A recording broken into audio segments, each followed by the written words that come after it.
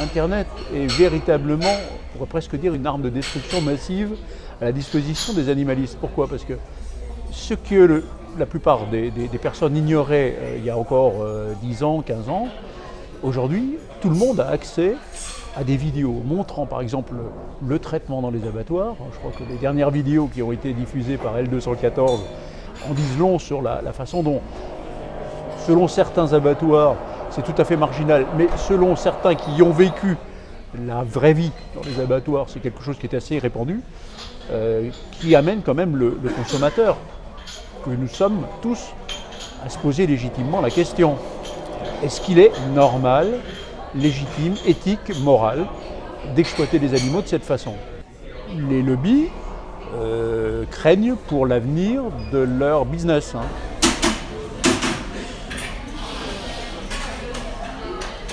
Très bonne question. La France a fait des progrès. Je veux dire, il y a encore 3 ans, la France était un peu à la traîne de l'Europe. Alors aujourd'hui, c'est mieux, mais la France ne peut pas se targuer d'être un modèle en matière de protection animale.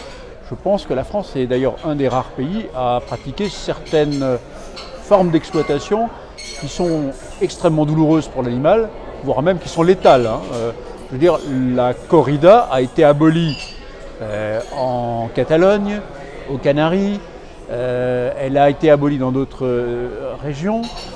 En France, elle est toujours tolérée, elle est toujours autorisée, alors que en fait, le code pénal reconnaît que les courses taurines sont des actes de cruauté, mais ils sont tolérés au nom d'une tradition. Ce qui me met en colère, c'est tout simplement le fait qu'il y ait encore en France des pratiques qui sont véritablement scandaleuses. On a évoqué la corrida, il faut aussi rajouter les combats de coqs, par exemple, qui sont toujours tolérés dans les régions, dans le nord de la France, enfin les Hauts-de-France. Il y a également le foie gras, dont on sait qu'on ne peut pas dire que ce soit particulièrement respectueux du bien-être animal.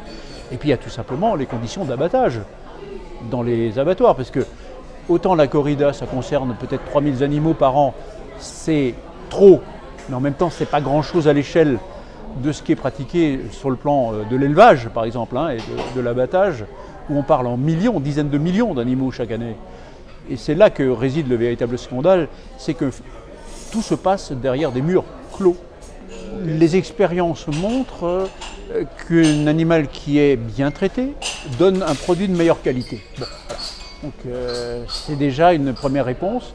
Néanmoins, quand on parle de ferme, de quoi parle-t-on? Il y a des fermes traditionnelles, composées d'une famille d'agriculteurs, d'éleveurs, avec quelques dizaines d'animaux, et vous avez parallèlement des fermes industrielles qui se développent.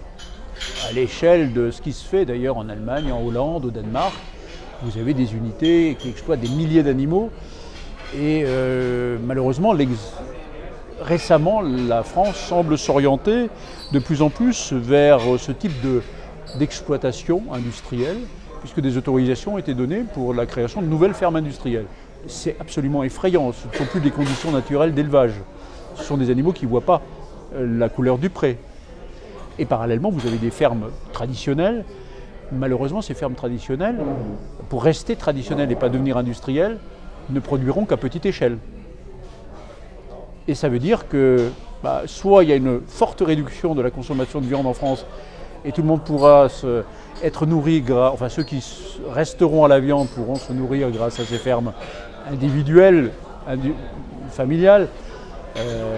À défaut, on ne pourra pas répondre à la demande uniquement à partir de ce modèle familial, traditionnel, bio, tout ce qu'on veut.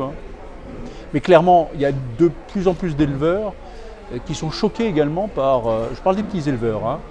Je pense que la plupart des animalistes, de toute façon, ont non pas comme ennemis les éleveurs, en tout cas pas les petits éleveurs. Ce qui est en question, c'est la ferme industrielle, c'est l'exploitation scandaleuse dans les abattoirs, parce que franchement, de nombreux éleveurs ont été choqués par les images et même se demandent, faut-il que je mette mes animaux à l'abattoir? Et l'on a appris, justement dans le cadre de toute cette discussion sur les conditions d'abattage en France, que de nombreux éleveurs individuels, en fait, abattent chez eux, en violation des textes juridiques, qui normalement rendent totalement impossible sauf pour un abattage à des fins purement familiales qui est autorisé, mais autrement vous n'avez pas le droit d'abattre chez vous les animaux. Il faut passer par un abattoir. Je pense que la grosse majorité de la population est sensibilisée, elle se ferme un peu les yeux, hein, parce que si on veut savoir, on peut savoir. Mais je pense que de bonne foi, ou plutôt elle ne cherche pas trop à savoir, elle pense que les animaux sont bien traités. Donc ça donne bonne conscience. Vous consommez de la viande, des produits laitiers, sans vous poser trop de questions, en vous disant, bon, il y a des textes qui protègent les animaux, le bien-être animal, donc bon... mais néanmoins, dès qu'on montre des images montrant des maltraitances, voire même des actes de cruauté, ou franchement de sadisme, je crois quand même qu'une large part de la population réagit et est choquée. Pour autant, les habitudes alimentaires restent les mêmes, ou presque les mêmes, même si certaines personnes changent de régime alimentaire en ayant vu ces images. Il y a quelques hommes, effectivement ça représente très peu de monde, mais progressivement on voit en tout cas que dans l'esprit des jeunes notamment, les choses évoluent. Et je crois qu'il suffit de regarder autour de nous, le nombre de restaurants végétariens, voire véganes qui se créent, montre quand même qu'il y a un véritable mouvement de fond qui est loin de l'emporter, mais enfin qui s'implante tout doucement et qui, je pense, fera sa place. Et comme disait une étude américaine, à partir du moment où 10% de la population est convaincue par une idée, il paraît qu'après on n'arrête plus cette idée. On n'en est pas encore là, mais un jour, je pense qu'on y arrivera.